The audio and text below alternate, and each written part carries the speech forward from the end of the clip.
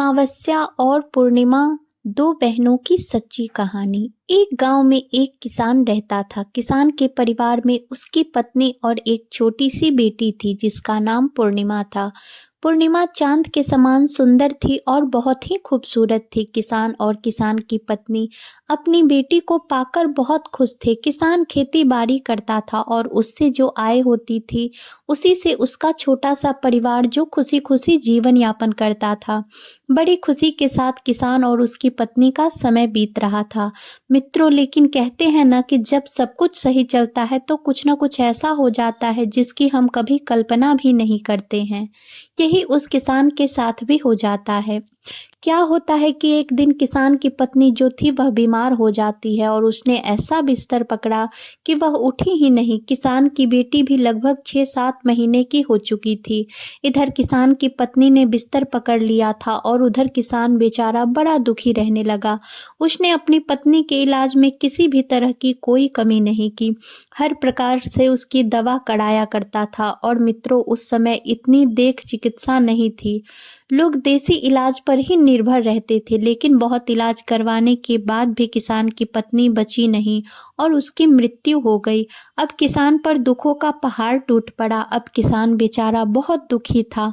एक तो उसकी 6-7 महीने की बेटी थी और इधर उसकी पत्नी के जाने का दुख। अब किसान बेचारा क्या करे, अपनी बेटी को पालने और पोषने में लगे या कमाए जिससे उसकी गृहस्थी का खर्चा चले। अब किसान अगर खेतों में जाता तो उसकी बेटी पूर्णिमा का ख्याल कौन रखता, और अगर वह पूर्णिमा का ख्याल रखता तो खाने की व्यवस्था कौन करता। अब यह घड़ी उस किसान के लिए बहुत ही मुसीबतों से भरी हुई लगने लगी थी। उस किसान के जो अड़ोस पड़ोस यार रिश्तेदार थे, सबने किसान को समझाया और कहा, देखो भाई, अब तुम्हें दूसरा विवाह कर लेना चाहिए, क्योंकि तुम्हारी बेटी बहुत छोटी है, उसे भी माँ की ज़रूरत है। तुम उसे माँ का प्यार नहीं दे पाओगे, ना ही माँ की तरह उसकी देखभाल कर पाओगे, क्योंकि वह बेटी है और उसके लिए माँ जरूरी है। मित्रों, पहले तो किसान टाल रहा था कि वह अपनी बेटी के लिए सौतेली माँ नहीं लाएगा। लेकिन जब उसे अपनी बेटी के पालन पोषण में दिक्कत आने लगी, क्योंकि वह खेत में जाता तो उसकी बेटी की देखभाल कौन करता। अगर बेटी की देखभाल घर पर रहकर करता तो खेत पर काम करने कौन जाता। अब किसान ने भी मान लिया था कि उसको दूसरा विवाह कर लेना चाहिए। अब किसान के लिए एक लड़की देखकर उसके जो रिश्तेदार थे उन्होंने किसान का विवाह करा दिया। किसान की पत्नी आई जिसका नाम रूपा था। रूपा किसान से उम्र में कम थी, लेकिन वह गरीब घर से आई थी, इसलिए वह पूर्णिमा को भी प्यार करती थी। मित्रों, लेकिन कहते हैं ना, सौतेली माँ तो सौतेली ही होती है। अब वह जब खुद पेट से हो गई तो तब तक तो पूर्णिमा को बहुत अच्छे से प्यार करती थी, उसका ख्याल रखती थी। यह सोचकर किसान भी खुश था और सोच रहा था कि चलो, मैं फालतू ही डर रहा था कि मेरी बेटी की सौतेली माँ आएगी तो उसका कैसे ख्याल रखेगी, लेकिन वह तो मेरी पूर्णिमा का अपनी औलाद की तरह ख्याल रखती है। अब किसान भी निश्चिंत हो गया। जब 9 महीने में रूपा ने एक लड़की को जन्म दिया तो बहुत ही खुश थी। उसका नाम अमावस्या रखा गया, क्योंकि बड़ी बेटी का नाम पूर्णिमा था तो उसका नाम अमावस्या रख दिया गया। और वह जब उसकी माँ ने देखा कि पूर्णिमा जो है वह तो बहुत ही सुंदर है और उसमें संस्कार भी बहुत अच्छे थे, और जो इधर पूर्णिमा की दूसरी बहन हुई उसका नाम अमावस्या रख दिया। अपनी बेटी के होते ही पता नहीं रूपा में क्या बदलाव आया, वह पूर्णिमा को बहुत ही नफरत करने लगी। अब पूर्णिमा को फूटी आंख भी नहीं देख पाती थी। अब वह छोटी सी पूर्णिमा धीरे धीरे बड़ी होने लगी। मित्रों, कहते हैं न कि जब बच्चा अभाव और बिना माँ बाप के पलता है, उनके प्यार के अभाव में तो बच्चा जल्दी समझदार हो जाता है। इधर छोटी सी पूर्णिमा अब 5 साल की हो गई थी। वह चलने लगी थी और अपनी तोतली जुबान से जो बातें करती थी, क्योंकि जो पूर्णिमा की माँ थी वह बहुत पूजा पाठ किया करती थी, इसलिए उसके संस्कारों की जो छवि थी वह पूर्णिमा पर दिखाई देती थी। वह छोटी थी तभी जल भर कर ले जाती और शिवलिंग पर चढ़ा दिया करती थी। लेकिन यही सब सोचते कि बचपन है और लेकिन उसकी माँ सौतेली जो रूपा थी उसको पूर्णिमा का कोई भी काम नहीं सुहाता था। धीरे धीरे दोनों बच्चियां बड़ी हो रही थी। अब जो इसकी सौतेली माँ थी वह दोबारा से गर्भवती हो गई। इस बार उसने एक बेटे को जन्म दिया। अब तो उसका पारा 7वें आसमान पर था। अब तो वह पूर्णिमा को बिल्कुल देखकर खुश नहीं होती थी, वह तो अपने बच्चों में खुश रहती थी। किसान भी यह बात समझता था। वह अपनी बेटी को प्यार करता तो पूर्णिमा की सौतेली माँ घर में क्लेश करती थी, इसलिए किसान भी कुछ नहीं बोलता था। चुपचाप जो रूपा कहती थी उसी को सच मान लेता था। अब धीरे धीरे समय व्यतीत हुआ, दोनों लड़कियां बड़ी हो गई। इधर जो पूर्णिमा थी वह तो बहुत भगवान की पूजा पाठ भक्ति करने वाली सुंदर सुशील लड़की थी। उसके उल्टा अमावस्या अपने नाम के ही अनुरूप जो एक तो कुरूप थी और दूसरा बड़ी नटखट थी। लेकिन कहते हैं ना, माँ के लिए तो क्या कुरूप और क्या सुंदर, उसे तो अपनी औलाद ही प्यारी लगती है। लेकिन जो लड़का था जिसका नाम मोहन था वह पूर्णिमा को बहुत प्रेम करता था। वह उसे अपनी सौतेली बहन नहीं समझता था। लेकिन अमावस्या उसकी माँ दोनों पूर्णिमा को देखकर बिल्कुल भी खुश नहीं रहती थी। अब धीरे धीरे दोनों लड़कियां विवाह के योग्य हो गई थी और पूर्णिमा जो अड़ोस पड़ोस में सबकी चाहती थी वह सबकी मदद किया करती थी। तो किसान ने एक दिन अपनी पत्नी से कहा, हे प्रिय, अब हमें पूर्णिमा का विवाह कर देना चाहिए। तब किसान की पत्नी बोली, देखिए, लड़कियों की तो शादी बाद में हम कर लेंगे, पहले घर में बहू आ जाए तो ही ठीक है, क्योंकि लड़का भी अब जवान हो गया है। मित्रों, फिर घर में उसकी चली। उसने पहले अपने बेटे की शादी की। बेटे की शादी करने के बाद घर में बहू आ गई। बहू जो आई वह तो पूर्णिमा से बहुत ही खुश रहती थी। पूर्णिमा अपनी भाभी का पूरा ख्याल रखती, उसके काम में हाथ बटाती और हर तरीके से उसकी मदद करती। उल्टा अमावस्या अपनी भाभी के किसी भी काम में हाथ नहीं लगाती थी, उल्टा भाभी पर रौब झाड़ती थी, भाभी के काम में कमियां निकालती, जिससे भाभी का झुकाव पूर्णिमा की तरफ हो गया। वह अमावस्या का काम पसंद नहीं करती थी और यही जलन दोनों माँ बेटी को होती थी। उसी के कारण माँ को और ताने सहने पड़ते थे। मित्रों, अब दोनों लड़कियां शादी योग्य हो गई थी। किसान ने एक दिन रूपा से कहा, देखो प्रिय, पूर्णिमा बड़ी है, चाहे उसमें 1-2 साल का ही अंतर था अमावस्या और पूर्णिमा में, लेकिन घर में बहू आ गई है। अब दोनों बेटियों को अच्छा सा योग्य वर देखकर इनका विवाह हमें कर देना चाहिए। लेकिन सौतेली माँ तो बिल्कुल भी नहीं चाहती थी कि पूर्णिमा किसी अच्छे घर में जाए। वह कहने लगी, हे पतिदेव, देखिए, पूर्णिमा के लिए अगर आप बढ़िया घर देखेंगे तो उसके लिए कहाँ से इतना दान दहेज देंगे। हमारा कोई एक बेटी तो है नहीं, हमारी 2-2 बेटियां हैं। पूर्णिमा तो वैसे भी काम में फूहड़ दिल है। एक काम कीजिए, पूर्णिमा के लिए कोई साधारण सा घर देख दीजिए। जब यह गरीब घर में जाएगी तो वहाँ भी यह काम कर लेगी और शादी में हमें ज़्यादा खर्चा नहीं करना पड़ेगा। किसान ने अपनी पत्नी की बात मान ली और एक दूसरे गांव में एक गरीब घर में जाकर उसने पूर्णिमा का रिश्ता पक्का कर दिया। जब रिश्ता पक्का करके किसान घर आया तो उसने अपनी पत्नी को बता दिया। कहा, हे प्रिय, हमने पूर्णिमा का रिश्ता तय कर दिया है, अब हमें अपनी पुत्री का विवाह जल्द ही कर देना चाहिए। यह सुनकर उस किसान की पत्नी रूपा बहुत खुश हुई और बोली, अजी देखिए, मेरी एक बात और मान लीजिए, आप अमावस्या का रिश्ता किसी अच्छे घर में कर दीजिए, क्योंकि यह तो बहुत नटखट है, कम खर्च में यह खर्चा भी नहीं चला सकती। इसके लिए तो कोई अच्छा घर होना चाहिए।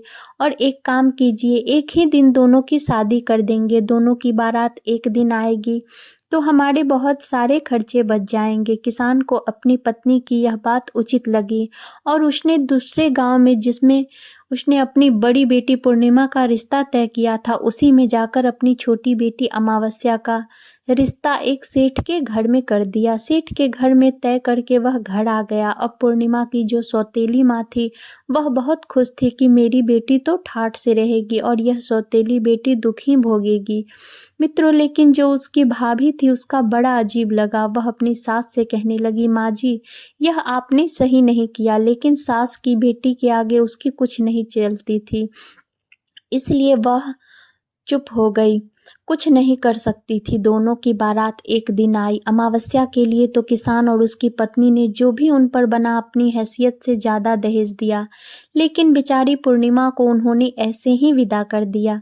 बिना माँ की बेटी वहाँ से विदा होकर अपने ससुराल आ गई। ससुराल में आकर पूर्णिमा ने अपने अच्छे व्यवहार से अपने ससुराल में सबका दिल जीत लिया। वह लोग गरीब जरूर थे, लेकिन दिल से पूर्णिमा को अपनाते थे और पूर्णिमा अपने घर में बड़ों की इज्जत करती थी, सास ससुर का ध्यान रखती और अपने पति का पूरा ख्याल रखती थी और घर का पूरा काम करती।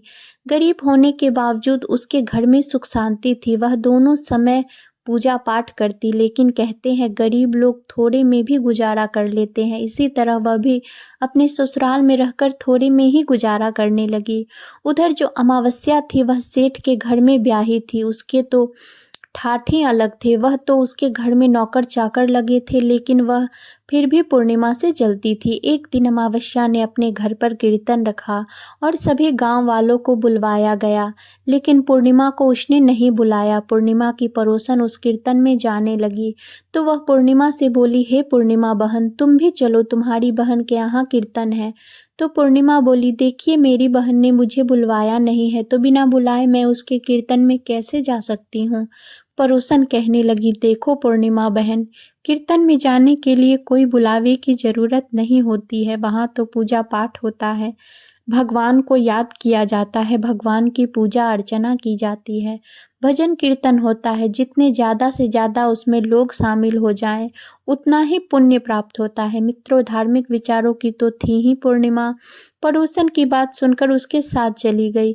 जब वह अपनी बहन के घर पहुंची तो पूर्णिमा को देखते ही उसकी बहन अमावस्या उस पर क्रोधित हो गई और उससे कहने लगी, तुझे बुलाया नहीं फिर भी तू मेरे घर चली आई।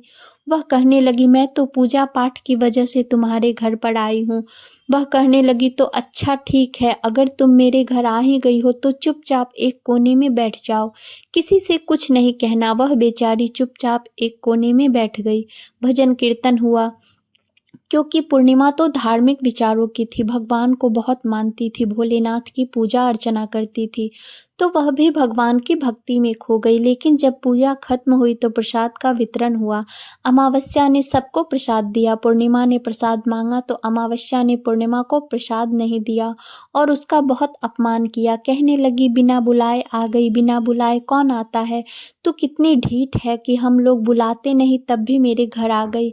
अपमान का विष पीकर बेचारी पूर्णिमा अपने घर को वापस चली गई, लेकिन आज उसको अपनी बहन, छोटी बहन अमावस्या की बातें कांटे की तरह चुभ रही थी। वह घर आकर खूब रोई। उसने खाना बनाया, अपने बच्चों और पति और सास ससुर को खिलाया। उसका मन आज बहुत दुखी था, क्योंकि वह भी भगवान के सच्चे हृदय से पूजा करती थी और भगवान की पूजा की वजह से ही वह घर गई थी, उसके घर गई थी। उसे क्या पता था कि आज उसे जहर का घूंट पीना पड़ेगा। अब वह अपने पति के पास गई, जाकर उससे बोली, देखिए जी, आज मेरा मन विचलित है, आज मैं अपने मायके होकर आती हूँ। आप बच्चों को देख लेना, कल सुबह तक मैं जल्दी आ जाऊंगी। खाना बनाकर बच्चों को खिला पिलाकर अपने सास ससुर और पति से आज्ञा लेकर पूर्णिमा अपने मायके की तरफ चल दी, क्योंकि जो भाभी थी वह अपनी पूर्णिमा की बहुत ही मदद करती थी, उसे बहुत पसंद करती थी। जब भी पूर्णिमा दुखी होती थी, अपनी भाभी से मिलकर उसको जो तसल्ली मिलती थी, उसकी भाभी भी उसका पूरा सहयोग करती थी। अब पूर्णिमा बेचारी दिल से दुखी होकर पैदल ही अपने मायके के लिए चल दी। चलते चलते वह बेचारी जंगल के रास्ते से जा रही थी, तभी उसने देखा एक औरत बैठी हुई थी। वह काफी बूढ़ी थी, सिर के बाल भी सफेद हो गए थे। उसके पास एक तुलसी जी का पेड़ लगा हुआ था। जब उस रास्ते वह गुजर रही थी तो बूढ़ी माँ ने उसे देखा और कहने लगी, अरे बेटी, बहुत बूढ़ी हूँ, बहुत लाचार हूँ, क्या तुम, मेरे बाल खुल गए हैं, इनको थोड़ा बांध दोगी, इनसे मुझे बहुत गर्मी लग रही है। बेचारी बूढ़ी बहुत ही बूढ़ी थी, 80 साल की थी, उसके बाल उलझे हुए थे। पूर्णिमा को उन्हें देखते ही दया आ गई और उसने उस बूढ़ी अम्मा के बालों में तेल लगाकर मालिश करके अच्छे से उसके बालों को बांध दिया। बूढ़ी अम्मा कहने लगी, बेटी मेरा यह जो चबूतरा है तुलसी जी का, यहाँ पर भी यह बड़ी हो गई है, मेरे से तो होता नहीं। अगर बेटी तुम चाहो थोड़ी सी साफ सफाई कर दो। मित्रों, पूर्णिमा तो थी ही हृदय की बहुत अच्छी, उसने तो उसका सारा काम कर दिया और बोली, माँ जी अब आज्ञा दो, मैं अपने मायके जा रही हूँ। वह बुढ़िया माई उसे आशीर्वाद देने लगी और बहुत ही खुशी खुशी वह आगे की ओर चली। आगे चली तो उसने देखा एक बूढ़ा बाबा बैठा हुआ था जो कि भगवान शंकर जी थे, और जो तुलसी जी के पास थी वह साक्षात तुलसी माता थी, लक्ष्मी जी। लेकिन अब वह जब आगे गई तो लंबी लंबी सफेद दाढ़ी, सर पर पगड़ी बांधे हुए, माथा पर टीका लगाए हुए और भगवा रंग का वस्त्र धारण किए हुए, पालथी मारकर बहुत ही मतलबी रूप ढंग करके भगवान शिव बैठे हुए थे। अब जब वह आगे गई तो उन्होंने पूर्णिमा को देखा। मित्रों, कहते हैं ना कि भगवान भी अपने भक्त की परीक्षा लेते हैं। वह तो थी भगवान की भक्त, इसलिए भगवान भी उसकी परीक्षा ले रहे थे। भोले बाबा बोले, बेटी हम बहुत प्यासे हैं, हमें पानी चाहिए। पूर्णिमा बोली, बाबा मैं अभी पानी लाई। उसने उनको पानी पिलाया तो बाबा बने शिव जी कहने लगे, बेटी देखो हमारे पाँव में कितना जख्म हो गया है, इन पर मक्खियां भिनभिना रही है। हम तो इतने परेशान हैं कि इतने बूढ़े हो गए हैं कि इनकी देखभाल भी नहीं कर सकते। पूर्णिमा को बूढ़े बाबा को देखकर बड़ी दया आ गई। उसने वहां से स्वच्छ पानी लिया और बाबा के जख्मों को साफ करके अपना आंचल फाड़ करके उन पर पट्टियां बांध दी और बाबा ने खुशी खुशी उसे आशीर्वाद दिया। वह बाबा के आशीर्वाद को लेकर वहां से आगे की ओर चल पड़ी तो आगे माता पार्वती बैठी थी और वहीं पर एक मंदिर था, वह भी बूढ़ी मैया का भेष बनाए हुए थी। कहने लगी, बेटी मैं बहुत ही बूढ़ी हूँ और इस मंदिर की अब मुझसे सफाई नहीं होती। तुम अपनी नज़र दौड़ाकर देख सकती हो कि मंदिर में कितनी गंदगी फैली हुई है। अगर तुम चाहो तो इस मंदिर की सफाई कर सकती हो। पूर्णिमा ने उस बूढ़ी माई से कहने से पूरे मंदिर की सफाई कर दी, झाड़ू पोछा लगा दिया। बुढ़िया मैया ने भी के हाथ पैर भी दबा दिए, उन्हें भी पानी पिलाया और खुशी खुशी आगे चल दी। अब उसके गांव पहुंचने से पहले रास्ते में गंगा नदी पड़ती थी, गंगा नदी उसे पार करनी थी। वहां पर भी एक बूढ़ी माई मिली जो गंगा मैया थी, वह भी बैठी हुई थी। गंगा मैया बोली, बेटी देखना मेरे सिर में बहुत जुए पड़ गए हैं, मेरे से देखा नहीं जाता, ना ही मेरे से साफ सफाई होती है। इधर मेरे घाट के चारों तरफ देखो, मैं यहाँ रहती हूँ कितनी गंदगी है, मेरे से अब साफ नहीं होता। पूर्णिमा ने गंगा मैया के सिर भी साफ कर दिए, उनके जुएं निकाल दिए और जो घाट के आसपास गंदगी फैली हुई थी वह भी साफ कर दी। गंगा मैया ने उससे पूछा, बेटी तुम कहाँ जा रही हो? तो उसने अपनी पूरी बात बताई और बोली, माँ जी मैं अपनी भाभी से मिलने जा रही हूँ। तो वहाँ पर एक नाव थी। गंगा मैया ने अपनी कहा, बेटी इस नाव से तुम चली जाओ और नाव से पार होकर अपनी भाभी से मिल के आ जाना। उसकी भाभी जब पूर्णिमा को देखा तो वह उसका बहुत ही सम्मान की और उसे लड्डू और पानी देकर पीने को कहा। वह थोड़ा सा लड्डू खाई और पानी पीकर वहीं पर दोनों बैठकर बातें करने लगी। लेकिन उसने अपनी और अमावस्या के बारे में कोई भी बात अपनी भाभी को नहीं बताई कि कैसे अमावस्या ने उसका अपमान किया है। वह अपनी भाभी से मिली और जब उसके पिता ने सुना कि मेरी बेटी पूर्णिमा घर आई है तो वह भी भागता हुआ उसी के कमरे में पहुंच गया। अपनी पुत्री से मिला पिता और पुत्री को देखकर उसकी तबीयत के बारे में पूछा और उसके सेहत के बारे में पूछा। फिर इतने में ही उसकी सौतेली माँ भी वहां पहुंच गई। जब उसकी सौतेली माँ ने उसे अच्छे अच्छे वस्त्र पहने हुए और आभूषण और गहनों को पहने हुए देखा तो वह देखते ही जल भुन गई और मन में विचार करने लगी कि हाय राम, मैं तो इसका विवाह एक गरीब घर में की थी, फिर भी आज यह हमारे घर में अच्छा सा वस्त्र और आभूषण पहनकर आई हुई है। मैं तो सोच रही थी कि पूर्णिमा बहुत ही नरक की जिंदगी जी रही होगी, लेकिन यहाँ तो हमारी सोच गलत साबित हुई। फिर वह तो उसे ताने सुनाते हुए कहने लगी, अरे कलमोही, तू अपने पति के घर को भी नहीं निभा सकती, जब चाहे तू मुंह उठाकर चली आती है। मित्रों, लेकिन उसकी भाभी बोली, कोई बात नहीं माँ जी, बेटी तो अपने मायके आती है और यह हमारे पास नहीं आएगी तो कहाँ जाएगी। फिर उसने अपनी भाभी का सारा काम करवाया। साथ मिलकर भाभी ने बड़ी खुशी खुशी ननद का हाल चाल पूछा। ननद बड़ी खुश हुई अपने भाभी से मिलकर, क्योंकि वह बहुत दुखी थी। मायके जाकर उसका मन बदल गया था। जब अगले दिन वह बोली, भाभी अब मुझे विदा दीजिए, अब मैं अपने घर को जाती हूँ। तुमसे मिलकर मुझे बहुत अच्छा लगा, मेरे मन का बोझ उतर गया। लेकिन फिर भी उसने अमावस्या वाली बात अपनी भाभी को नहीं बताई। दोस्तों, जाते टाइम कहते हैं, मायके से कभी भी बेटी खाली हाथ नहीं आती है। तो उसके भैया भाभू ने उसे भेंट स्वरूप अपनी बहन को एक साड़ी दी। उस साड़ी को लेकर वह खुशी खुशी चल दी। चलते चलते फिर वह उसी गंगा नदी पर आई, जहाँ गंगा मैया बैठी हुई थी। गंगा मैया कहने लगी, अरे बेटी, तुम तो वही हो ना जिन्होंने कल मेरी बड़ी मदद की। मेरे पास बेटी ले, यह थोड़ी सी रेत है, यह ले जा। और उसने पल्लू पसार लिया। बोली, मैया आशीर्वाद में जो तुम दोगी मुझे वह मंजूर है। गंगा मैया ने अपनी रेत उठाई और उसकी आंचल में रख दी। वह लेकर वहां से आगे चल दी। आगे चली तो उसे पार्वती मैया मंदिर के बाहर मिली और कहने लगी, अरे बेटी, तुम तो कल वाली बेटी हो ना, तुमने सच्चे हृदय वाली, जिसने मेरी इतनी मदद की। इतने लोग आते हैं पर कोई हमें पूछते भी नहीं है, घृणा करके निकल जाते हैं। ले बेटी, मेरे पास तो कुछ नहीं, यह जो हवन कुंड के अंगारे हैं इन्हें ही ले जाओ।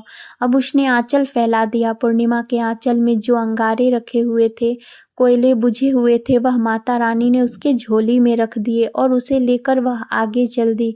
आगे शिवजी भगवान जो बाबा के रूप में बैठे हुए थे, जिनके जख्म हुए थे, वे बोले, अरे बेटी, तुम तो कल वाली बेटी हो ना, देखो मेरे जख्म कितने ठीक हो गए हैं।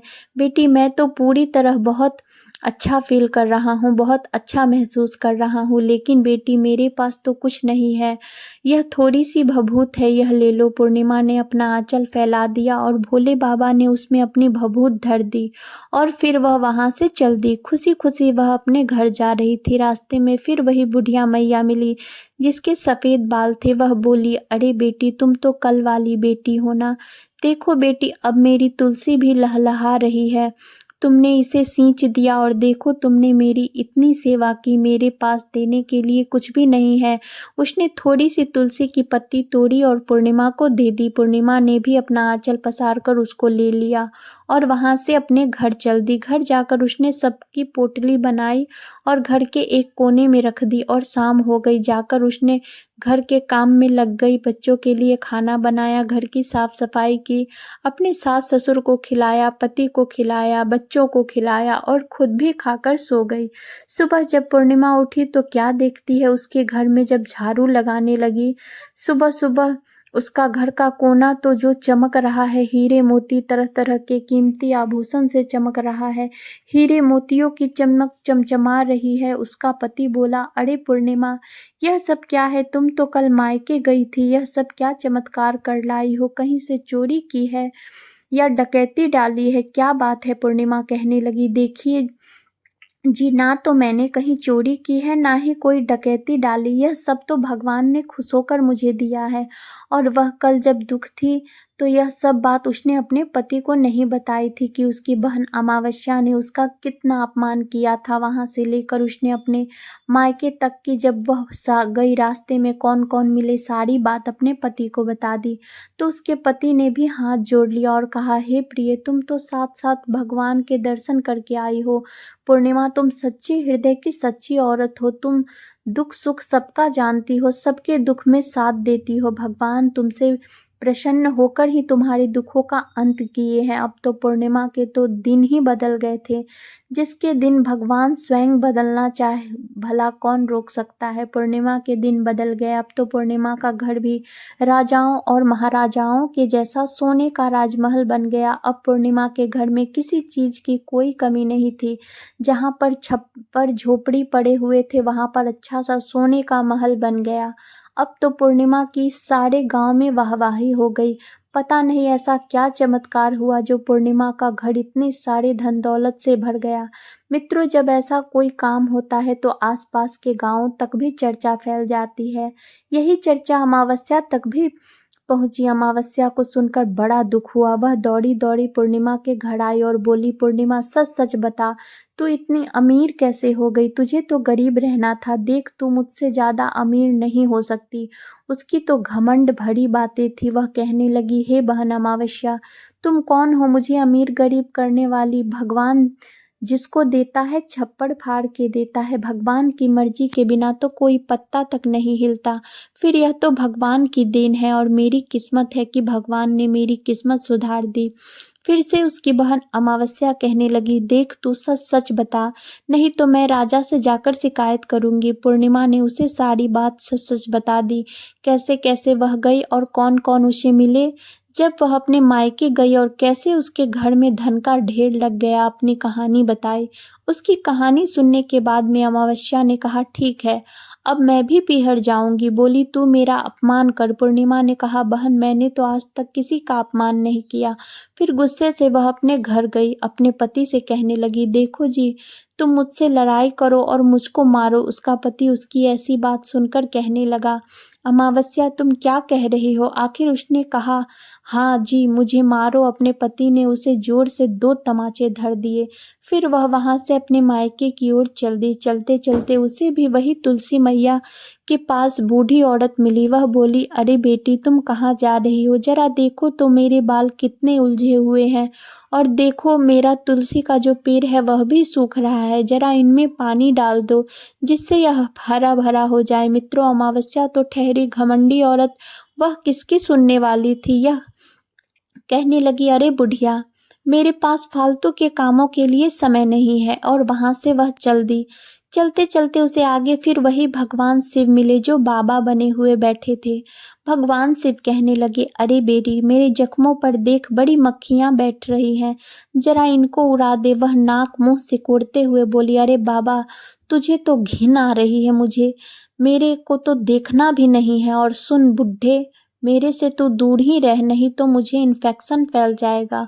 वह उसे भी इग्नोर करके वहां से आगे की ओर चल पड़ी। आगे माता पार्वती मिली। बोली, बेटी मेरे सिर में बहुत जुए पड़ गए हैं, और देख तो मेरे मंदिर की सफाई भी नहीं हुई है, तू सफाई भी कर दे। वह बोली, मैं फालतू का काम नहीं करती, क्योंकि मुझे देर हो रही है घर जाने के लिए। उसने उनका भी नहीं किया।